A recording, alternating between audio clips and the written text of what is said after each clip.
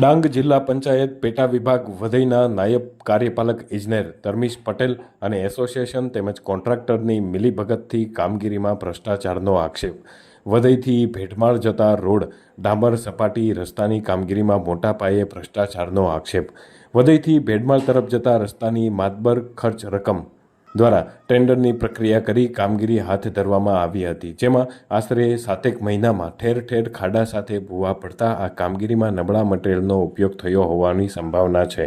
વધઈ નાયબ કાર્યપાલક ઇજનેર ધર્મીશ પટેલના તાબા હેઠળ કામગીરીમાં ભ્રષ્ટાચારનો રાફડો ફાટ્યો હોય તેવી ચર્ચાઓ થઈ રહી છે, ત્યારે અધિકારીઓ ઊંઘમાં હોય તેવું લાગી રહ્યું છે. ભ્રષ્ટાચાર જેવી કામગીરી કરનાર એજન્સી તેમજ નાયબ કાર્યપાલક ઇજનેર ધર્મીશ પટેલ સામે કાયદેસરની કાર્યવાહી હાથ ધરવામાં આવે તેવી માંગ ઉચ્ચારાઈ છે. જો આ કાર્યવાહી નહીં કરવામાં આવે તો આવતા દિવસોમાં લોકો જાગૃત થઈ અને ગાંધી ચિંધ્યા માર્ગે આંદોલન કરશે તેવી ચર્ચાઓનો વિષય બન્યો છે. રવિરાજ સાગનિયા, ડાંગ.